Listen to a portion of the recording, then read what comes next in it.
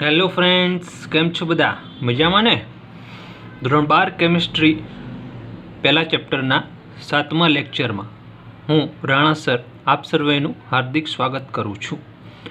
Last 6ઠ્ઠા લેક્ચરમાં આપણે એકમ કોષના પ્રકાર અને વિવિધ સ્ફટિક પ્રણાલીઓનો અભ્યાસ આપણે કર્યો હતો, જેના આધારે આજે આપણે બ્રેવિસ લેટિસની ચર્ચાઓ કરવાની છે. 14 પ્રકારના જે બ્રેવિસ લેટિસો છે એની ચર્ચા આપણે આજના લેક્ચરમાં કરવાના છીએ.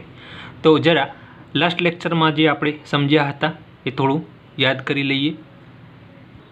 લાસ્ટ લેક્ચરમાં આપણે જોયું હતું કે ત્રિપરિમાણીય જે ઘન પદાર્થો હોય છે, સ્ફટિક રચનાઓ, એમાં એકમ કોષો 6 પ્રાચલો દ્વારા રજૂ કરવામાં આવે છે, જેમાં 3 ધાર A, B અને C અને તેમની વચ્ચેના ખૂણા. અહીંયા 3 ધારોની લંબાઈ સરખી પણ હોઈ શકે, જુદી જુદી પણ હોઈ શકે. એ જ પ્રમાણે એમની વચ્ચેના જે ખૂણા છે 90ના હોઈ પણ શકે અથવા 90થી અલગના માપના પણ હોઈ શકે. એ મુજબ જુદા જુદા એકમ કોષો, 7 પ્રકારના જે વિવિધ એકમ કોષો ઘન પદાર્થોના સ્ફટિક પ્રણાલીમાં જે એકમ કોષો મૂળભૂત રીતે જોવામાં આવે છે અથવા તો જોવા મળે છે, એ સ્ફટિક પ્રણાલીઓનો આપણે ગઈકાલે ચર્ચા કરી હતી. જેની અંદર આપણે જોયું હતું કે આ પ્રમાણેનો સમઘન જેમાં જોવા મળે એવી જે આખી સ્ફટિક પ્રણાલી તૈયાર થાય, એ સ્ફટિક પ્રણાલીને સમઘનીય સ્ફટિક પ્રણાલી કહેવામાં આવે છે, જેમાં A, B અને C ત્રણેય ધારોનું માપ સરખું હોય છે અને તેમની વચ્ચેના ખૂણા 3 ખૂણા સરખા છે, 90ના જોવા મળે છે. એ જ પ્રમાણે આ બીજી સ્ફટિક પ્રણાલી છે કે જેની અંદર એકમ કોષ આ મુજબનો જોવા મળે. આ છે ચતુષ્કોણીય સ્ફટિક પ્રણાલી, જેમાં A અને Bનું માપ સરખું છે પણ C એ બંને કરતાં લંબાઈમાં જુદો છે, એનું માપ જુદું છે. આલ્ફા, બીટા અને ગામા 3 90ના ખૂણા જોવા મળે છે. બરાબર. એ પ્રમાણે ત્રીજી સ્ફટિક પ્રણાલી જોઈ હતી ઓર્થોરેમ્બિક, જેમાં A, B અને C ત્રણેયના માપ જુદા છે અને આલ્ફા, બીટા, ગામા 90 અંશના જોવા મળે છે. ત્યારબાદ આપણે વાત કરી હતી ષટકોણીય સ્ફટિક પ્રણાલી કે જેની અંદર A અને B સરખા છે પણ C ની લંબાઈ જુદી છે. C ધાર છે એ આ બંને કરતાં લંબાઈમાં જુદી છે. આલ્ફા, બીટા 90 અંશના જોવા મળે છે અને ગામા 120નો જોવા મળે છે. આવી જે સ્ફટિક પ્રણાલી છે ષટકોણીય સ્ફટિક પ્રણાલી કહેવાય. આવો એકમ કોષ ધરાવતી જે સ્ફટિક પ્રણાલી છે એમાં A, B અને C ત્રણનું માપ સરખું હોય છે. આલ્ફા, બીટા, ગામા એ 90ના નથી હોતા, મતલબ કે એમના માપ સરખા છે પણ 90 નથી, 90 સિવાયનો ખૂણો ત્યાં જોવા મળે છે. આ જે સ્ફટિક પ્રણાલી છે તેને ત્રિકોણીય સ્ફટિક પ્રણાલી તરીકે પણ ઓળખવામાં આવે છે. આ સિવાય બીજી 2 સ્ફટિક પ્રણાલીઓ પણ આપણે જોઈ હતી. કઈ હતી? મોનોક્લિનિક, જેમાં A, B અને C ત્રણેયના માપ જુદા છે. આલ્ફા અને ગામાનો ખૂણો 90નો જોવા મળે છે અને બીટા 90 નથી જોવા મળતો, કે 90 કરતાં જુદો ખૂણો જોવા મળે છે.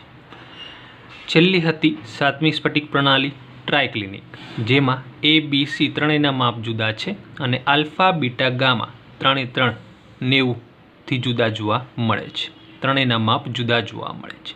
આ મૂળભૂત 60 સ્ફટિક પ્રણાલીઓ છે. આ મૂળભૂત જે 60 સ્ફટિક પ્રણાલીઓ છે એમાં પાછી વિવિધતા જોવા મળે. શું વિવિધતા જોવા મળે? દાખલા તરીકે મોનોક્લિનિકનો આ એકમ કોષ છે. આવા એકમ કોષો એકબીજા પર ગોઠવાઈને આખી સ્ફટિક પ્રણાલી તૈયાર કરે છે, પણ આ એકમ કોષોમાં પાછી વેરાયટી જોવા મળે. કેવી વિવિધતા? તો આ એકમ કોષ સાદો પણ હોઈ શકે અથવા ફલક કેન્દ્રિત પણ હોઈ શકે અથવા અંતઃ કેન્દ્રિત પણ હોઈ શકે. કોઈ પણ પ્રકારનો આ એકમ કોષ હોય, મતલબ કે મોનોક્લિનિક સ્ટ્રક્ચરમાં પાછી વિવિધતા કઈ જોવા મળે છે એના માટે આપણે ચર્ચા કરી હતી આ એકમ કોષોના પ્રકાર કયા હોઈ શકે. તો કયા પ્રકારના એકમ કોષો જોવા મળે છે એની આપણે લાસ્ટ લેક્ચરમાં ચર્ચા કરી હતી. તો એમાં આપણે 2 પ્રકારના એકમ કોષો, પહેલો છે આદિમ એકમ કોષ કે જેમાં માત્ર ખૂણાઓ ઉપર પરમાણુ ગોઠવાયેલા હોય, પરમાણુ અણુ કે જે પણ ઘટક કણો. બીજું હતું કેન્દ્રિત એકમ કોષ. કેન્દ્રિત એકમ કોષમાં પાછા 3 પ્રકાર હતા. કયા 3? અંતઃ કેન્દ્રિત, કે જેમાં ખૂણા ઉપર તો પરમાણુ છે એ સિવાય આખા જે રૂમ છે, આપણું જે એકમ કોષ છે એની અંતઃ સેન્ટરમાં એક પરમાણુ ગોઠવાયેલો હોય અથવા એક કણ ગોઠવાયેલો હોય. આવો જે એકમ કોષ થાય અંતઃ કેન્દ્રિત એકમ કોષ છે. બીજો હતો ફલક કેન્દ્રિત. ફલક એટલે કે દિવાલોની વાત કરીએ, આપણે જે રૂમમાં બેઠા છીએ એની 4 દિવાલો અને ઉપર અને નીચેની ભોયતળીઓને ડાબું કે 6 દિવાલોના સેન્ટરમાં કણ આવેલો હોય. ખૂણા ઉપર તો છે જ, આપણા રૂમના 8 જે ખૂણા હોય, ઉપરના 4 અને નીચેના 4 ખૂણા, ત્યાં તો પરમાણુ છે જ. એ સિવાય વધારાના કણ ક્યાં ગોઠવાયેલા છે? દરેક ફલકના મધ્યમાં, એટલે કે દરેક દિવાલના સેન્ટરમાં ગોઠવાયેલા હોય છે. અને ત્રીજો પ્રકાર એમાં હતો છેડા અંત કેન્દ્રિત એકમ કોષ, એટલે કે છેડાઓ ઉપર. રૂમની જે 2 છેડાની દિવાલો હોય એ દિવાલોના કેન્દ્રમાં પરમાણુ ગોઠવાયેલો હોય. ખૂણા ઉપર તો છે જ, એ સિવાય ક્યાં ગોઠવાયેલો છે વધારાના પરમાણુ? 2 છેડા ઉપર, 2 છેડાની દિવાલોના સેન્ટરમાં. તો એમને અંત કેન્દ્રિત એકમ કોષ કહેવામાં આવે છે. હવે આજે આપણે જે ચર્ચા કરવાની છે એ ખાસ મૂળભૂત સ્ફટિક પ્રણાલીઓમાં જે વિવિધતા જોવા મળે છે, એકમ કોષના આધારે એમાં કઈ વિવિધતા, પેટર્નો એટલે કેવી ડિઝાઇનો જોવા મળે છે, એની આપણે ચર્ચા કરવાના છીએ. તો લઈએ આજનું લેક્ચર, જેની અંદર આપણે વાત કરવાની છે આજે 7 સ્ફટિક પ્રણાલીઓ, જે મૂળભૂત 7 સ્ફટિક પ્રણાલીઓ જે છે એ, અને એમાં કયા પ્રકારના વિચલનો જોવા, વિચલનો મતલબ કે કેવી વેરાયટીઓ જોવા મળે છે, એની આપણે ચર્ચા કરવાની છે. સૌપ્રથમ આપણે કાલે જે 7 સ્ફટિક પ્રણાલીઓ, મૂળભૂત 7 સ્ફટિક પ્રણાલીઓ જે મોટા ભાગે ઘન પદાર્થોમાં જોવા મળે છે, એ 7 સ્ફટિક પ્રણાલીઓના નામ અહીંયા લખી દઈએ. તેમની ધારની લંબાઈ અને ખૂણાની ચર્ચા પણ આપણે કાલે કરી હતી, એ પણ આપણે અહીંયા લખી દઈશું. અને પછી આપણે વાત કરીશું કે તેમાં કઈ વેરાયટીઓ, કયા વિચલનો જોવા મળે છે. તો પહેલાં આપણે લખીશું 7 સ્ફટિક પ્રણાલીઓના નામ. પહેલી કઈ હતી? પહેલી હતી સમઘનીય. પહેલી પ્રણાલી કઈ હતી? સમઘનીય સ્ફટિક પ્રણાલી, જેની અંદર ધારની લંબાઈ આપણે કાલે ચર્ચા કરી હતી, જરા યાદ કરી હોય તો કરી લઈએ. આજે હતી સમઘનીય. ધારની લંબાઈ A બરાબર B બરાબર C, ત્રણેય ધાર સરખી છે, અને ખૂણા 3 સરખા છે, 90ના ખૂણા જોવા મળે છે. એટલે કે સમઘનીયમાં ધારની લંબાઈ શું છે?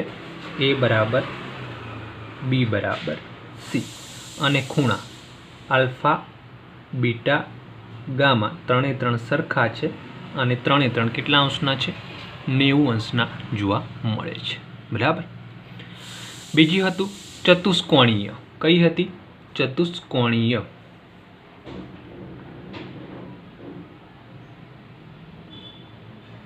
સ્ફટિક પ્રણાલી. એની અંદર પણ આપણે વાત કરી હતી કે ABC નું માપ કેવું હતું? A બરાબર B. A અને B નું માપ સરખું હતું, પણ C નું લંબાઈ, C નું માપ આ બંને કરતાં જુદું છે. અને તેમાં આલ્ફા, બીટા અને ગામા 3 90ના જોવા મળે છે. ત્યારબાદ જે હતી, કઈ હતી? Ortho rhombic. કઈ હતી ત્રીજી સ્ફટિક પ્રણાલી? ઓર્થો રહોમ્બિક, જેની અંદર A બરાબર નોટ B બરાબર નોટ C, અને આલ્ફા, બીટા, ગામા 3 કેટલા અંશના છે? 90 અંશના જોવા મળે છે. આ 3 સ્ફટિક પ્રણાલીઓ. એ સિવાય ચોથી હતી ષટકોણીય સ્ફટિક પ્રણાલી. ષટકોણીય સ્ફટિક પ્રણાલી, જેની અંદર ધારની લંબાઈ શું હતી?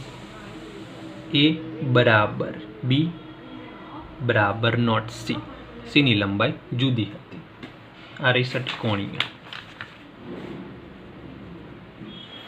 A, B અને C ની લંબાઈ જુદી છે. આલ્ફા, બીટા 90 અંશના છે, ગામા 120 અંશનો જોવા મળે છે. એટલે કે ખૂણાનું માપ જે છે શું હતું? આલ્ફા, બીટા 90 અંશના. Alpha is equal to beta, આ બંને 90 અંશના છે, અને ગેમાનું માપ 120 અંશ આ સ્ફટિક પ્રણાલીમાં જોવા મળે છે. ત્યારબાદ આપણે જોઈ હતી છઠ્ઠી સ્ફટિક પ્રણાલી, સોરી 5મી. કઈ હતી? રહોમ્બોહેડ્રલ. કઈ હતી? રહોમ્બોહેડ્રલ.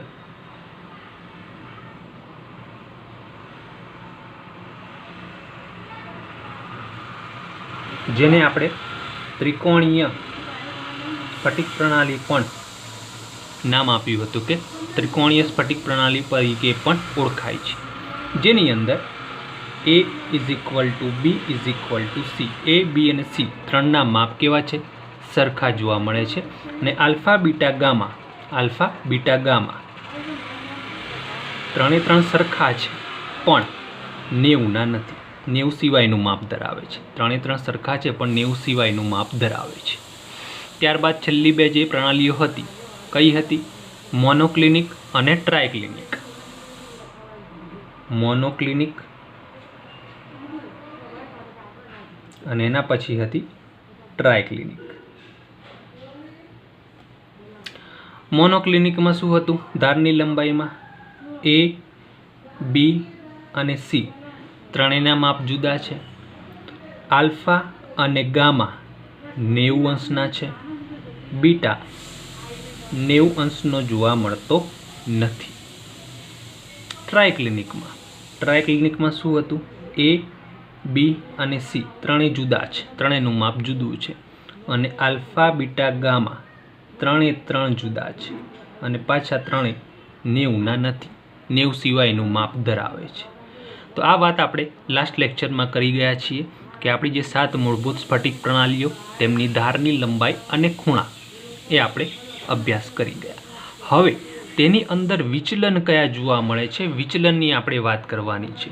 કે સમઘનીય સ્ફટિક પ્રણાલી હોય, આ સમઘનીય સ્ફટિક પ્રણાલી, તો સમઘનીય સ્ફટિક પ્રણાલીમાં આ પ્રમાણેના એકમ કોષો ગોઠવાયેલા જોવા મળે, પણ આ એકમ કોષો પાછા જુદા હોઈ શકે. દાખલા તરીકે NaClની વાત કરીએ તો NaClનું આવું આખું સ્ટ્રક્ચર તૈયાર થાય આવા એકમ કોષો ગોઠવાઈને, તો એમાં માત્ર ખૂણાઓ ઉપર જ પરમાણુ જોવા મળે, ખૂણાઓ ઉપર પરમાણુ જોવા મળે. પણ બીજી કોઈ આવી સ્ફટિક પ્રણાલી પણ જોવા મળે કે જેની અંદર એકમ કોષ તો આ જ છે, સમઘન જ ગોઠવાયેલા છે, પણ અંદર પરમાણુ ખૂણાઓ ઉપર પણ હોય અને કદાચ સેન્ટરમાં પણ આવેલો હોય, એટલે પાછી એની ડિઝાઇન સ્ટ્રક્ચર જુદું પડે.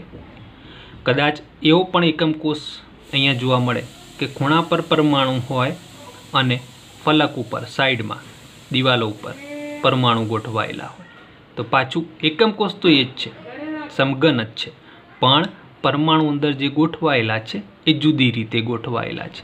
પરિણામે સમઘનીય જે સ્ફટિક પ્રણાલી છે એમાં અલગ અલગ ડિઝાઇનો, વિચલનો જેને કહીએ, અલગ અલગ સ્ટ્રક્ચરો એના આધારે આપણને જોવા મળશે.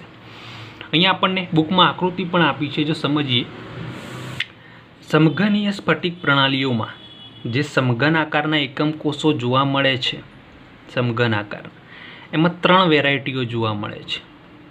કેટલાક ઘન પદાર્થોમાં આવો જે સમઘન આકારના એકમ કોષો ગોઠવાયેલા છે એમાં ખૂણા ઉપર પરમાણુ હોય છે, મતલબ કે આ એક પ્રકારની સ્ફટિક તૈયાર થયો કે જેમાં માત્ર ખૂણા ઉપર પરમાણુ ગોઠવાયેલા હોય છે. કેટલાક સમઘનીય પદાર્થોમાં ખૂણા ઉપર પણ પરમાણુ છે અને સેન્ટરમાં પણ પરમાણુ ગોઠવાયું છે, મતલબ કે આના કરતાં કંઈક જુદી વેરાયટી જોવા મળશે. અને કેટલાક ઘન પદાર્થ, સમઘનીય ઘન પદાર્થો, અહીંયા આપણે સમઘનની ચર્ચા કરી રહ્યા છીએ, સમઘનીય ઘન પદાર્થો કેટલાકમાં આવા સ્ટ્રક્ચરો, ડિઝાઇન જોવા મળશે કે જેમાં ખૂણા ઉપર પણ પરમાણુ તો છે જ, પણ એના સિવાય દરેક દિવાલના ઉપર નીચે દરેક દિવાલના સેન્ટરમાં પરમાણુ ગોઠવાયેલા છે. ટૂંકમાં આવા સાદા એકમ કોષો, સમઘનના સાદા એકમ કોષો ગોઠવાઈને આખી સ્ફટિક પ્રણાલી બનાવી શકે, એની ડિઝાઇન જુદી હોય. આવો સમઘન હોય એવા એકમ કોષો વારાફરતી પુનરાવર્તન પામે તો આખી સ્ફટિક પ્રણાલીની ડિઝાઇન જુદી જોવા મળે. અને આવો જો સમઘન હોય એકમ કોષ, તો આના પુનરાવર્તનથી જે સ્ફટિક પ્રણાલી તૈયાર થાય એ આના કરતાં જુદી હોય. ટૂંકમાં સમઘનીય સ્ફટિક પ્રણાલીમાં આ 3 પ્રકારના વિચલનો જોવા મળે છે. કયા? આદિમ, અંતઃકેન્દ્રિત અને ફલક કેન્દ્રિત. તો ફ્રેન્ચ વૈજ્ઞાનિક છે બ્રેવિસ લેટિસ, જેને સમઘનીય પદાર્થોનો અભ્યાસ કરે, જુદા જુદા સમઘનીય સ્ટ્રક્ચરોનો અભ્યાસ કરેલો છે અને એવા સમઘનીય પદાર્થોના અભ્યાસ પરથી એને તારવ્યું કે આવા જે સમઘનીય સ્ટ્રક્ચરો છે એમાં 3 પ્રકાર જોવા મળે છે, 3 વિચલનો જોવા મળે છે. કાં તો એમાં જે એકમ કોષ છે આદિમ જોવા મળે, સાદો, અથવા તો એમાં જે એકમ કોષ જે પુનરાવર્તન પામે છે એ એકમ કોષ કેવો હોય છે? અંતઃકેન્દ્રિત. કેવો હોય છે? અંતઃકેન્દ્રિત. અથવા તો ત્રીજું એને તારણ કાઢ્યું કે કેટલાક સમઘનીય જે સ્ટ્રક્ચરો છે એની અંદરના એકમ કોષો જેવા જોવા મળે છે, ફલક કેન્દ્રિત. મતલબ કે સમઘનીય સ્ફટિક પ્રણાલીઓમાં 3 પ્રકારની વિચલનો વેરાયટીઓ જોવા મળે છે. બરાબર. કોને તારવ્યું હતું? ફ્રેન્ચ વૈજ્ઞાનિક છે, ફ્રેન્ચ વૈજ્ઞાનિક બ્રેવિસ, જેને આ વિચલનોનો અભ્યાસ કરેલો છે. આ વિચલનો સમઘનીય સ્ફટિક પ્રણાલીમાં આવા વિચલનો જોવા મળે છે. એ જ પ્રમાણે એને આ બધા જ સ્ફટિક પ્રણાલીઓનો અભ્યાસ કરીને તેમાં જોવા મળતા વિચલનોનો તારણ કાઢેલું છે. એને દર્શાવ્યું છે કે ચતુષ્કોણીય જે સ્ફટિક પ્રણાલી છે તેની અંદર 2 વિચલનો જોવા મળે છે, એટલે કે 2 પ્રકારના ડિઝાઇન જોવા મળે છે, જેની આકૃતિ આપણને અહીંયા આપી છે બુકમાં પણ. આ છે ચતુષ્કોણીય સ્ફટિક પ્રણાલીના એકમ કોષ. ચતુષ્કોણીય જે સ્ફટિક પ્રણાલીઓ જોવા મળે છે એમાં મૂળભૂત રીતે આવા એકમ કોષો જોવા મળે છે, બીજા જોવા મળતા નથી. તો ચતુષ્કોણીયમાં કેવા વિચલન છે? 2 જ પ્રકારના શક્ય વિચલનો જોવા મળે છે. એક છે સાદો એકમ કોષ આદિમ, બીજો છે અંત એટલે કે સેન્ટરમાં પરમાણુ હોય એવું સ્ટ્રક્ચર. એટલે કે ચતુષ્કોણીય લેટિસ સ્ટ્રક્ચરોમાં આવા એકમ કોષો જોવા મળે છે, એટલે કે 2 પ્રકારની ડિઝાઇનો એવા સ્ફટિકોમાં શક્ય બને છે.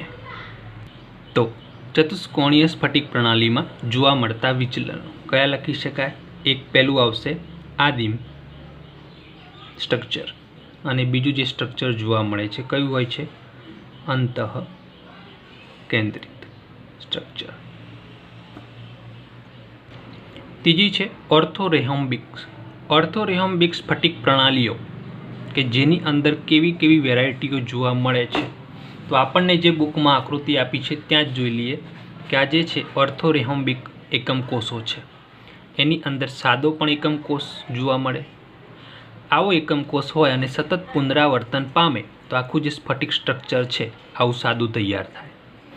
કેટલાકમાં આવો એકમ કોષ જોવા મળે છે ઓર્થોરેહોમ્બિક સ્ટ્રક્ચરોમાં કે જેની અંદર ખૂણાઓ પર તો પરમાણુ છે પણ સામસામેના છેડાઓ પર પરમાણુ છે. એને કહેવાય અંત કેન્દ્રિત, છેડા કેન્દ્રિત એકમ કોષ. આવો એકમ કોષ જો પુનરાવર્તન પામે તો આખું જે સ્ફટિક રચના તૈયાર થાય આના કરતાં જુદી હોય, એટલે કે એમાં વિચલન જોવા મળે, વેરાયટી જોવા મળે. ત્રીજું આવું પણ જોવા મળે છે ઓર્થોરેહોમ્બિક સ્ટ્રક્ચરોમાં, જેને કહેવાય અંત કેન્દ્રિત, અંતઃ કેન્દ્રિત, અંદર સેન્ટરમાં પરમાણુ ગોઠવાયેલો હોય. આવા સ્ટ્રક્ચરો રિપીટ થાય તો આખી સ્ફટિક પ્રણાલી આના કરતાં જુદી જોવા મળે, વેરાયટી ડિઝાઇન એની અલગ પડે. અને ફલક કેન્દ્રિત સ્ટ્રક્ચરો પણ ઓર્થોરેહોમ્બિકમાં જોવા મળે છે. એટલે કે ઓર્થોરેહોમ્બિક સ્ફટિકો આવા અલગ અલગ વેરાયટીઓ દર્શાવે છે. તો અહીંયા ઓર્થોરેહોમ્બિકમાં જોવા મળતા વિચલનો કયા કયા? આદિમ સ્ટ્રક્ચર જોવા મળે, અંતઃ કેન્દ્રિત જોવા મળે,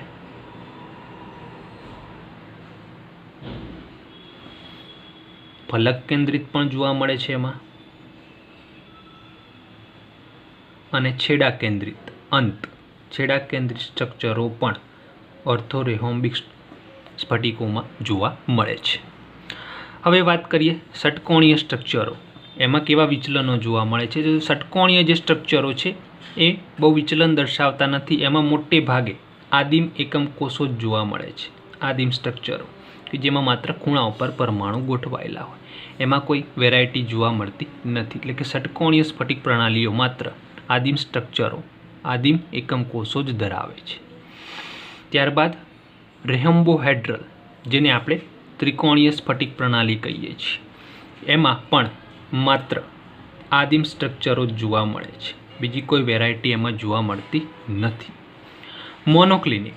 મોનોક્લિનિક જે સ્ટ્રક્ચરો છે, સ્ફટિક પ્રણાલીઓ છે, એની અંદર 2 પ્રકારના વેરાયટીઓ જોવા મળે છે. એક છે આદિમ સ્ટ્રક્ચરો અને બીજું છે અંત એટલે કે છેડા કેન્દ્રિત, અંત કેન્દ્રિત સ્ટ્રક્ચરો મોનોક્લિનિકમાં જોવા મળે છે. અને ટ્રાયક્લિનિક સ્ટ્રક્ચરોમાં માત્ર આદિમ પ્રકારના સ્ટ્રક્ચરો જોવા મળે છે, એકમ કોષો જોવા મળે છે. ટૂંકમાં અહીંયા આપણી જે 7 મૂળભૂત સ્ફટિક પ્રણાલીઓ છે એમાં કેવી કેવી વેરાયટીઓ જોવા મળે છે તો એની આપણે અહીંયા ચર્ચા કરી. સમઘનીય જે સ્ફટિક પ્રણાલી છે એની અંદર 3 પ્રકારની વેરાયટી જોવા મળે. આદિમ હોઈ શકે, અંતઃકેન્દ્રિત હોઈ શકે અથવા ફલક કેન્દ્રિત પણ જોવા મળે છે. બીજું, ચતુષ્કોણીયમાં 2 વિચલનો, 2 વેરાયટી આદિમ અને અંતઃ જોવા મળે. ઓર્થોરેહોમ્બિકમાં 4 પ્રકારની વેરાયટીઓ જોવા મળે. આદિમ સ્ટ્રક્ચરો, અંતઃકેન્દ્રિત, ફલક કેન્દ્રિત અને અંતકેન્દ્રિત સ્ટ્રક્ચરો જોવા મળે છે. ષટકોણીયમાં માત્ર આદિમ પ્રકારના સ્ટ્રક્ચરો જોવા મળે. ત્રિકોણીય પ્રણાલીઓમાં માત્ર આદિમ સ્ટ્રક્ચરો જોવા મળે છે. મોનોક્લિનિક સ્ટ્રક્ચરોમાં માત્ર આદિમ અને અંત છેડા કેન્દ્રિત વેરાયટીઓ જોવા મળે છે. અને છેલ્લું હતું ટ્રાયક્લિનિક કે જેમાં આદિમ પ્રકારના સ્ટ્રક્ચરો જોવા મળે છે. ટૂંકમાં અહીંયા આપણે જોવા મળતી વિવિધ વિચલનો કે જે કોને અભ્યાસ કર્યો હતો? ફ્રેન્ચ વૈજ્ઞાનિક બ્રેવિસે. જેના આધાર ઉપર આ જે વિચલનો છે એને બ્રેવિસ લેટિસો તરીકે ઓળખવામાં આવે છે. બ્રેવિસે દર્શાવેલા લેટિસ સ્વરૂપો એટલે કે તેઓને બ્રેવિસ લેટાઇસ તરીકે ઓળખવામાં આવે છે. બ્રેવિસ લેટિસો કેટલા છે? બ્રેવિસ લેટિસો જુઓ કેટલા દર્શાવ્યા એને. પહેલો, બીજો, ત્રીજો, ચોથો, પાંચમો, 6, 7, 8, 9, 10, 11, 12, 13 અને 14 એટલે કે 14 પ્રકારના બ્રેવિસ લેટિસો એને દર્શાવેલા છે. એટલે કે વિવિધ સ્ફટિક પ્રણાલીઓમાં, વિવિધ ઘન પદાર્થોમાં આવા 14 અલગ અલગ પ્રકારના સ્ફટિક પ્રણાલીઓ એટલે કે બ્રેવિસ લેટિસો જોવા મળે છે. ઉદાહરણ લેવા હોય તો દરેક પ્રણાલીના ઉદાહરણ આપણને આપેલા છે, બુકમાં પણ છે. સમઘનીય સ્ફટિક પ્રણાલીઓ શેમાં જોવા મળે છે? એક તો પહેલું જ આપણે જોયું હતું NaClમાં, બીજું છે ઝિંક બ્લેન્ડ અને ત્રીજું કોપર. આ બધા જે ધાતુઓ છે અથવા જે સ્ફટિક પ્રણાલીઓ છે એમાં સમઘનીય સ્ટ્રક્ચરો જોવા મળે છે. ચતુષ્કોણીય સ્ટ્રક્ચરો કયા પદાર્થોમાં જોવા મળે છે? તો પહેલું છે સફેદ ટીન, બીજું SnO2, ત્રીજું TiO2 અને CaSO4 જેવા પદાર્થોમાં ચતુષ્કોણીય સ્ટ્રક્ચરો એટલે કે પ્રણાલીઓ જોવા મળે છે. ઓર્થોરેહોમ્બિક સ્ટ્રક્ચરો કયા પદાર્થોમાં જોવા મળે છે? તો પહેલું છે રહોમ્બિક સલ્ફર,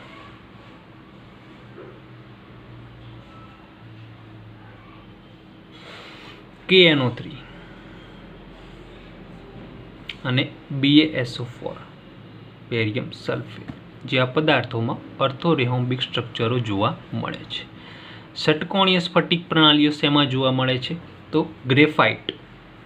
ગ્રેફાઇટનું જે સ્ટ્રક્ચર છે ષટકોણીય એકમ કોષોથી ગોઠવાઈને બનેલું હોય છે. ચેપ્ટરની શરૂઆતમાં જ આપણે ગ્રેફાઇટની રચના જોઈ હતી. અહીંયા જોઈ શકાય છે ષટકોણીય પ્રણાલીઓ. આ ઊભી રેખાઓ જો જોડી દઈએ તો આ એક આખો ષટકોણીય એકમ કોષ તૈયાર થઈ જાય. કે અહીંયા ષટકોણીય એકમ કોષો ઉપરા ઉપરી ગોઠવાઈને આખી ગ્રેફાઇટની રચના તૈયાર કરે છે. એના સિવાય ZnO અને CdS વગેરે પદાર્થો ષટકોણીય સ્ટ્રક્ચરો દર્શાવે છે અથવા જોવા મળે છે. રેમ્બોહેડ્રલ સ્ફટિક પ્રણાલીઓ શેમાં જોવા મળે છે? તો એક છે કેલ્સાઇટ એટલે CaCO3 અને સિનેબાર.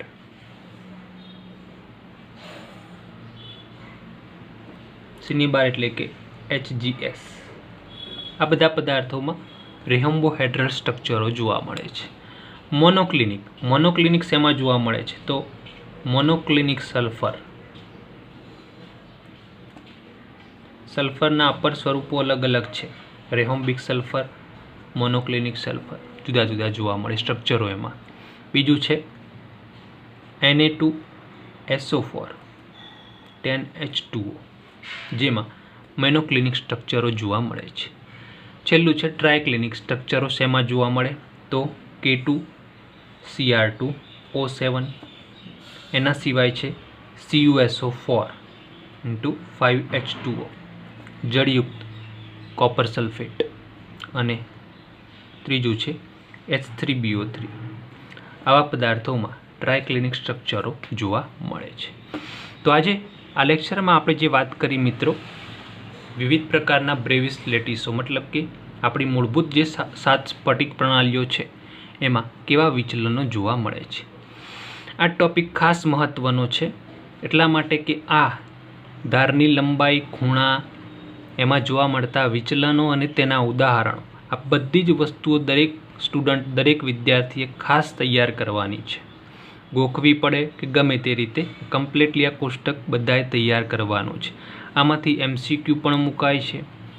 ગુજકેટ હોય, નીટ હોય કે કોઈ પણ પ્રશ્નો અથવા આપણી જે પરીક્ષાઓ છે એમાં આ કોષ્ટકમાંથી ક્યાંક ને ક્યાંક કોઈ પ્રશ્ન મોટાભાગે ઘણી જગ્યાએ તમને જોવા મળશે.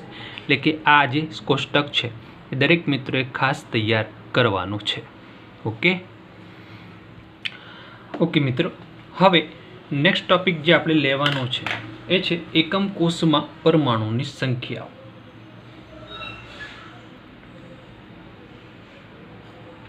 એકમ કોષમાં પરમાણુની સંખ્યા.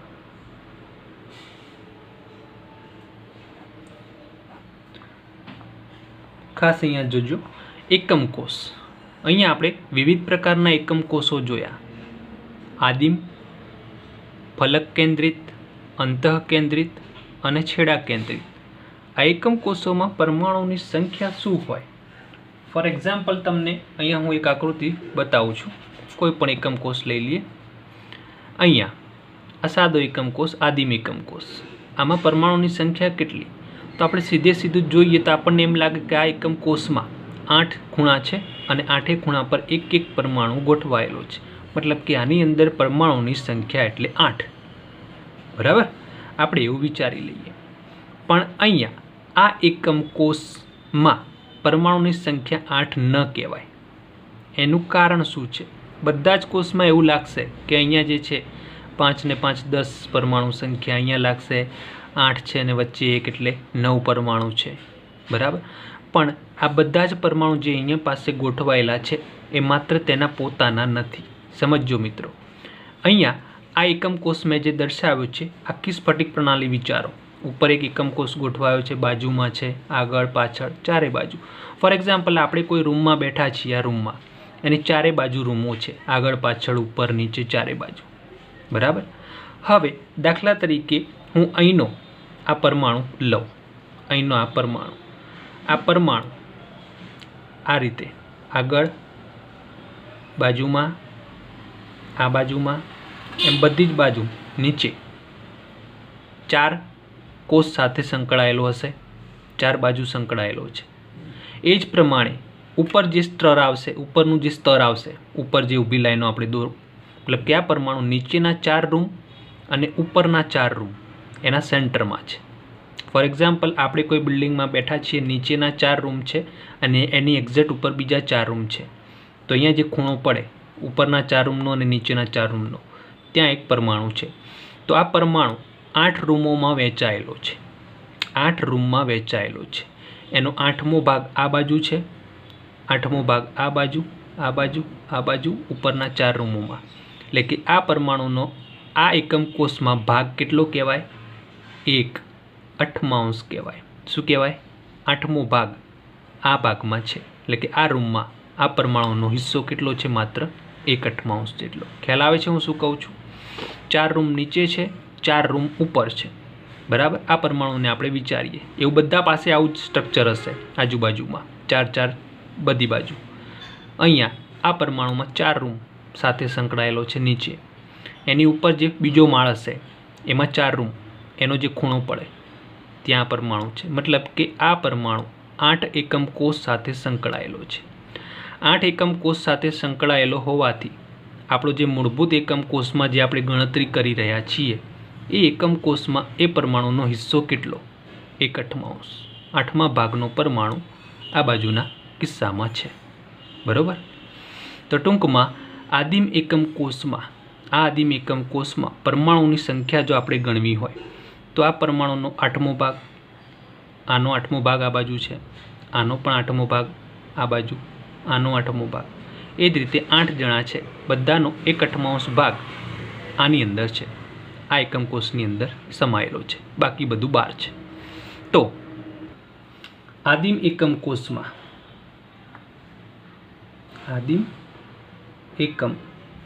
કોષમાં સમાયેલા કુલ પરમાણુ જો ગણવા હોય, કુલ પરમાણુની સંખ્યા કેટલી થાય? તો અહીંયા 8 ખૂણા છે. આપણે ગણતરીમાં હાલ જ આકૃતિમાં જોયું કે 8 ખૂણા છે. 8 ખૂણા પર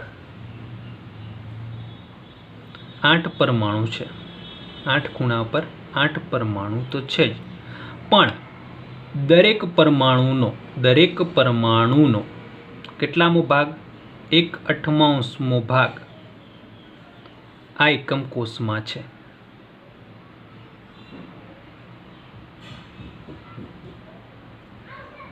બરાબર. તો એનો મતલબ આપણો જે એકમ કોષ છે એ એકમ કોષમાં પરમાણુની સંખ્યા કેટલી થાય? 8 અને દરેકનો ભાગ કેટલો? 1/8મો ભાગ ઇઝ ઇક્વલ ટુ 1. સમજ્યા હું શું કહું છું? ફરી એકવાર, આદિમ એકમ કોષમાં પરમાણુની સંખ્યા આપણે ગણી રહ્યા છીએ. ચલો આદિમ એકમ કોષ લઈ લઈએ. આદિમ એકમ કોષમાં 8 ખૂણા હોય, બધા જ એકમ કોષમાં 8 ખૂણા ઉપર એક પરમાણુ છે, પણ આ આખો પરમાણુ અંદરની સાઈડ નથી, એ બહારની સાઈડ પણ બીજા સાથે જોડાયેલો છે.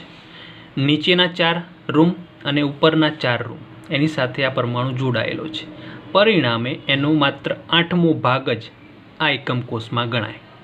એ જ પ્રમાણે આનો પણ 8મો ભાગ આમાં ગણાય.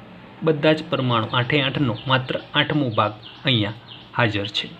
તો એટલા માટે આદિમ એકમ કોષમાં પરમાણુની સંખ્યા કેટલી? 8 પરમાણુ અને એમનો કેટલો ભાગ? 1/8મો ભાગ આની અંદર ગણાય છે. એ ટોટલ થશે 1. આખો આદિમ કોષ માત્ર કેટલો પરમાણુ ધરાવે છે? 1 પરમાણુ ધરાવે છે. ટોટલ 8 બાજુનો સરવાળો કરીએ, 8 ભાગ 1/8 1/8 1/8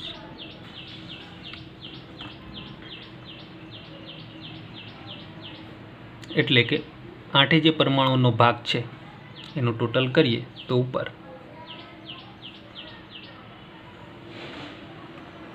મતલબ કે 1 પરમાણુ. આદિમ કોષમાં પરમાણુની સંખ્યા કેટલી કહેવાય?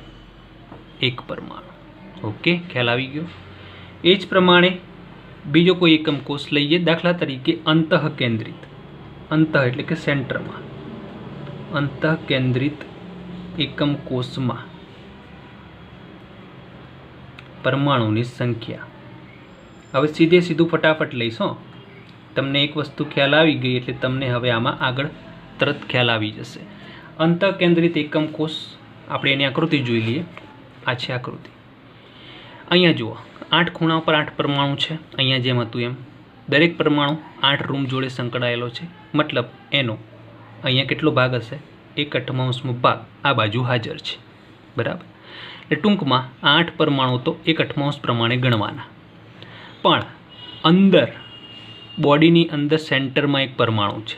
આ પરમાણુ આખો આ એકમ કોષની અંદરનો છે. એ ક્યાંય બહાર કોઈનામાં ભાગ ધરાવતો નથી. આ સેન્ટરમાં છે, એટલે કે આ એકમ કોષની અંદર છે.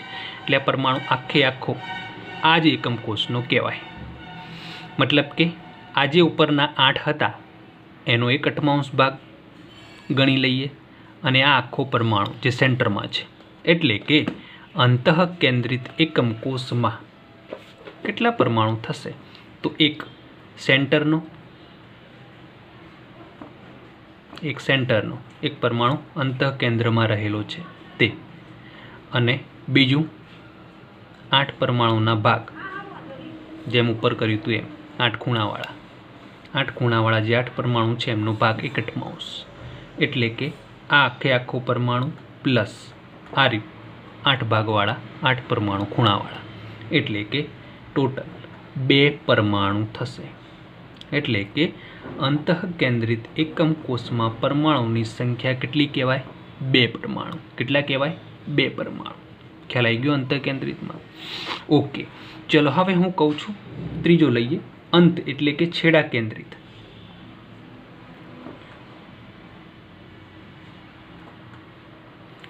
તમે જ કહો છેડા કેન્દ્રિતમાં કેટલા પરમાણુ કહેવાય? આ તો હશે જ 8 ખૂણા ઉપર જે છે। બીજું ક્યાં હશે? વધારાના પરમાણુ છેડાઓ ઉપર, 2 દિવાલો સામસામેની જે દિવાલો છે। આ રહ્યું આપણું અંત કેન્દ્રિત। ચલો અંત કેન્દ્રિત છેડાવાળું 8 ખૂણાના 8 પરમાણુ છે, એનો ભાગ 1/8 એ તો આપણે લખી લીધો। રહ્યા આ બંને પરમાણુ। આ જે પરમાણુ છે, આ જે રૂમ છે એની ઉપર એક્ઝેક્ટ જે બીજો રૂમ છે એની સાથે સંકળાયેલો છે। અડધો પરમાણુ આ બાજુ છે, અડધો પરમાણુ ઉપરના રૂમમાં છે, બરાબર। દાખલા તરીકે આપણા રૂમમાં સેન્ટરમાં જે પંખો લગાવ્યો છે ત્યાં વિચારી લો કે એક મોટો પરમાણુ છે જે અડધો આ બાજુના રૂમમાં છે, અડધો ઉપરના રૂમમાં દેખાય છે। એટલે કે અહીંયા આ પરમાણુનો ભાગ કેટલો થાય? 1/2। એ જ પ્રમાણે આનું પણ હશે, અડધો નીચેના રૂમ બાજુ હશે, અડધો ઉપરના રૂમ બાજુ હશે। એટલે કે આનો અડધો ભાગ અહીંયા છે। ટોટલ ગણી લઈએ, 1/2 અને 1/2 બરાબર 1। બરાબર, ખ્યાલ આવી ગયો? તો આ 8 પરમાણુનો હિસ્સો 1/8 અને આ 2 પરમાણુનો ભાગ 1/2। બરાબર, તો 2 પરમાણુ જે છે કેટલો ભાગ ધરાવે છે? 1/2 ભાગ ધરાવે છે। તો અહીંયા થશે 1, અહીંયા થશે 1, મતલબ કે છેડા કેન્દ્રિત એકમ કોષમાં પરમાણુની સંખ્યા કેટલી થાય? 2 પરમાણુ। ઓકે, ખ્યાલ આવી ગયો? હવે છેલ્લું ચોથું જે આપણે જોવાનું છે, ફલક કેન્દ્રિત એકમ કોષમાં પરમાણુની સંખ્યા। તો લઈએ ચોથો એકમ કોષ, ફલક કેન્દ્રિત એકમ કોષ।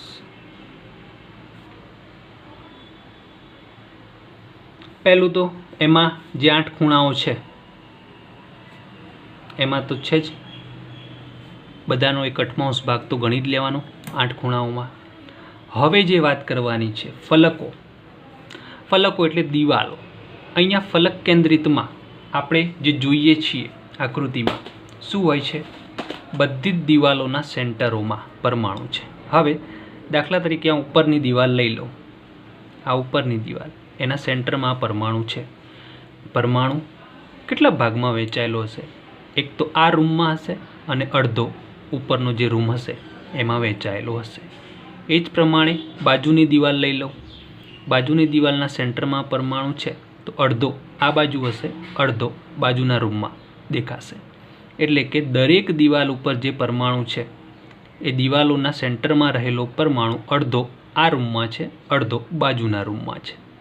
ટૂંકમાં આ જે આપણો એકમ કોષ છે એમાં 6 દિવાલો ઉપર, 6 દિવાલો છે, 4 દિવાલો ઉપર છત અને નીચે ભોંયતળિયું, 6 દિવાલો ઉપર સેન્ટરમાં જે 6 પરમાણુઓ છે એ બધા કેવા છે? અડધા અડધા આ બાજુ છે। મતલબ એને આ રીતે લખી શકાય, 6 દિવાલો અને દરેકનો ભાગ કેટલો?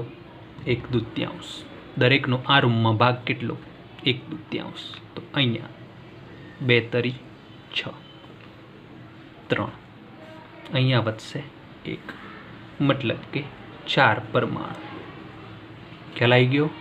એનો મતલબ ફલક કેન્દ્રિત એકમ કોષમાં પરમાણુની સંખ્યા કેટલી કહેવાય? 4। કયા 4? એક ખૂણાઓમાંથી જે બને છે 8/8 ભાગ કરવાથી 1 પરમાણુ, અને 6 દિવાલોમાં અડધો અડધો પરમાણુ આ રૂમમાં ગણાય, એટલે ટોટલ થાય 3, 3 ને 1 4 પરમાણુ। આમ ફલક કેન્દ્રિત એકમ કોષમાં 4 પરમાણુ સંખ્યા કહેવાય। તો ખ્યાલ આવી ગયો? એકમ કોષોમાં પરમાણુની સંખ્યા કેવી રીતે ગણવામાં આવે છે એની આપણે અહીંયા ચર્ચા કરી। આદિમ એકમ કોષમાં માત્ર ખૂણાઓ ઉપર પરમાણુ હોય અને દરેક ખૂણા પર જે પરમાણુ છે એમનો 8મો ભાગ આ રૂમમાં છે, આ એકમ કોષની અંદર ગણાય, એટલે એને કહેવાય 1/8 ભાગ। 8 પરમાણુનો 1/8 ભાગ દરેકનો। એનો સરવાળો કરીએ તો આપણને 1 મળે, એટલે કે આદિમ એકમ કોષમાં 1 પરમાણુ કહેવાય. અંતઃમાં 8 ખૂણાના તો જે ગણ્યા એ ગણી જ લેવાના આ પ્રમાણે, પણ અંદર સેન્ટરમાં જે પરમાણુ છે, સેન્ટરમાં એ માત્ર આ જ એકમ કોષની અંદર છે. 12માં એનો કોઈ ભાગ નથી, એ માત્ર પોતાની અંદર છે, સેન્ટરમાં છે, એટલે આ એકમ કોષની અંદરનો ગણાય આખે આખો, એટલે એનો 1. આ 1 અને ખૂણાવાળો ટોટલ થાય 2. અંતઃ કેન્દ્રિત એકમ કોષમાં 2 પરમાણુ હોય. એ જ પ્રમાણે છેડા કેન્દ્રિતમાં શું હોય? સામસામેની 2 દિવાલો પર પરમાણુ છે.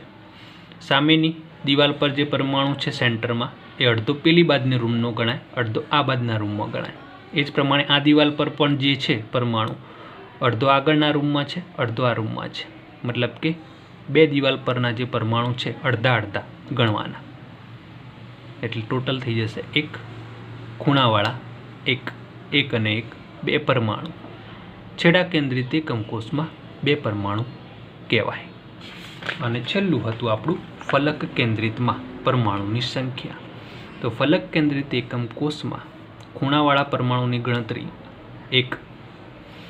દિવાલો 6 દિવાલો, 4 દિવાલ, ઉપર છત અને નીચે ભોંયતળિયું. બધી બાજુ 6 બાજુમાં જે સેન્ટરમાં પરમાણુ છે બધા કયા છે? અડધા અડધા આ બાજુ છે. તો બધા 6 નો 1/2 ભાગ, જે મળશે 3. 3 અને 1 4, એટલે કે ફલક કેન્દ્રિત એકમ કોષમાં 4 પરમાણુઓ જોવા મળે છે. બરાબર, ખ્યાલ આવી ગયો? ઓકે, તો મિત્રો આજે અહીંયા સુધી રાખીએ. નેક્સ્ટ લેક્ચરમાં આપણે આગળના ટોપિકની ચર્ચા કરીશું. Thank you.